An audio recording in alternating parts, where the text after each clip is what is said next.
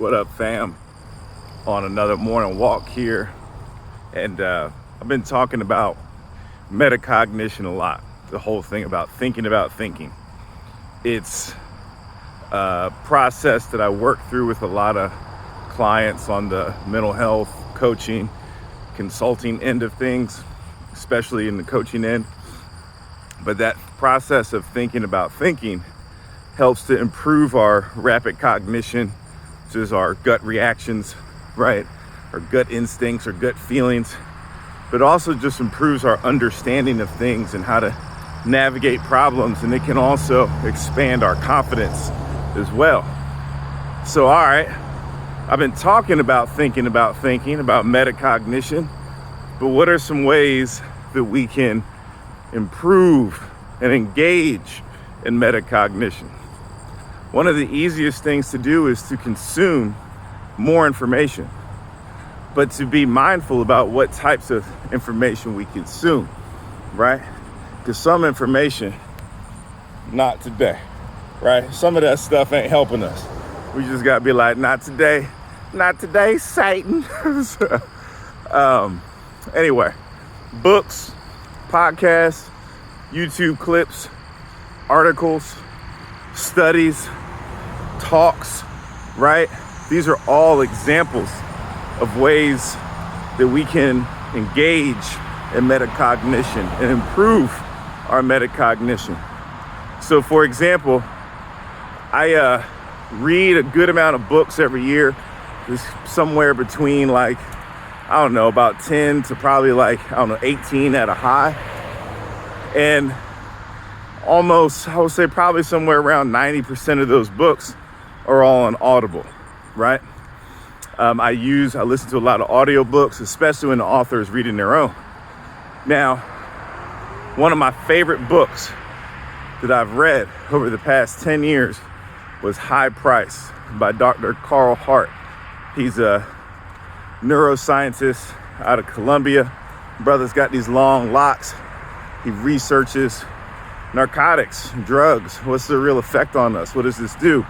And so in his first book, High Price, the book is 3 parts. One, it's telling a story of how he went from growing up in the hood in Florida to being the chair of the neuropsych department at Columbia. He was also in the Air Force for a little while. He also went to undergrad right here in North Carolina at UNC Wilmington. Then the second part of that book, and I say parts, are not split up evenly, they go on simultaneously. So the second part of that book is about the actual science and the pharmacology behind drugs, and that's what he researches. We have a lot of misnomers when it comes to our understanding about these substances. And then third is about how a lot of these policies we have around drugs are really all about socio-political dynamics, isolating and separating and othering groups of people that the majority doesn't really like. So for example, we have a lot of really harsh weed laws. Over my lifetime in the US is starting to go away now, but a lot of that was because the majority folks in the US, white men in power, white folks in power, wanted to distance themselves from folks in Mexico who were bringing over weed, right? So anyway, some metacognition from this book. One of the things he was talking about, Dr. Carl Hart, when he was highlighting some of the misnomers that we have around drugs, was this study done in the 70s. And I think it was called Rat Park or Rat World, something along those lines. A lot of y'all have heard about these studies where they had a lab mouse in a cage or some lab mice in a cage, and they all had access to a little lever where they could get heroin or cocaine or whatever controlled substance, right? Or uncontrolled substance. And so they could get that, and majority of these mice just kept hitting that lever until they died, right? They OD'd. Now, the question was, also I want you to keep in mind, there's no such thing as a perfect study. All studies have issues, they have flaws. You just can't design a perfect study, it's impossible, right? So we try to assess how good a study is, right? And we look at that based on reliability, validity, the design, the theoretical lens, right? How well are we applying the other research that this is built on top of? How diverse the sample size is, all these sorts of things, right? So in addition, or not in addition, so this thing, or some researchers saw that experiment about, hey, something going on here, right? Why is it that these mice are dying? Why is it that they're ODing? Well, so one of the thoughts was, well, what is a mouse?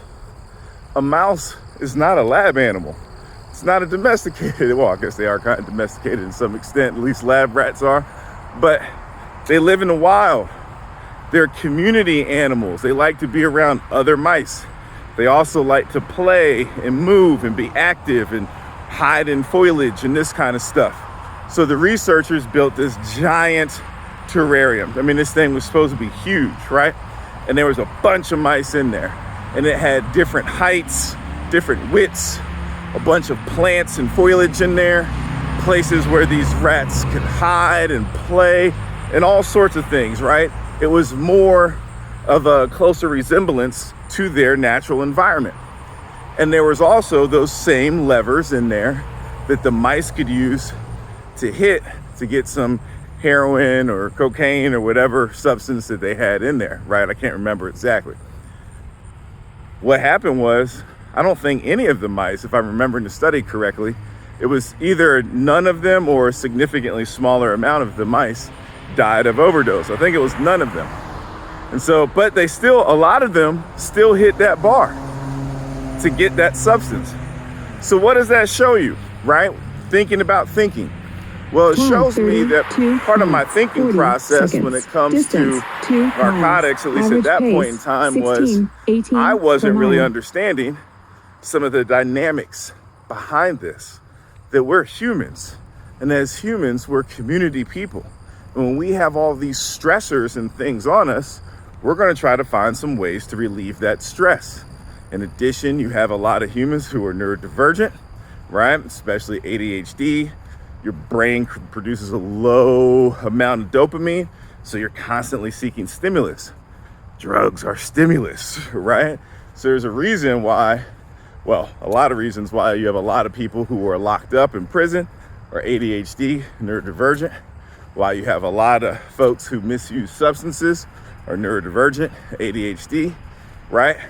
And we create criminals out of these folks. So what this shows me is the reasons that we're creating criminals out of some people when it comes to drugs, and the demonization that we have towards a lot of drugs isn't really accurate. It's not warranted.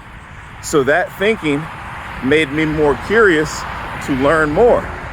So now when I'm thinking about my own history with substance use, or I'm thinking about clients that I've worked with when I'm doing my licensed clinical addiction specialist work, or was, that I'm going to come to them differently with less judgment, because my thinking is different.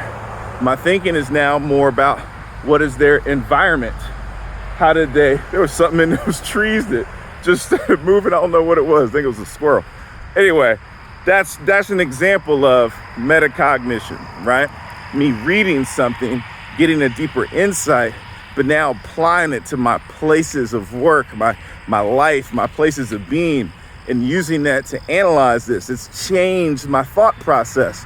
So it's changed my rapid cognition, because I'm thinking about the way that I think differently. Oh, okay. So maybe there's some other things that I have some misconceptions about.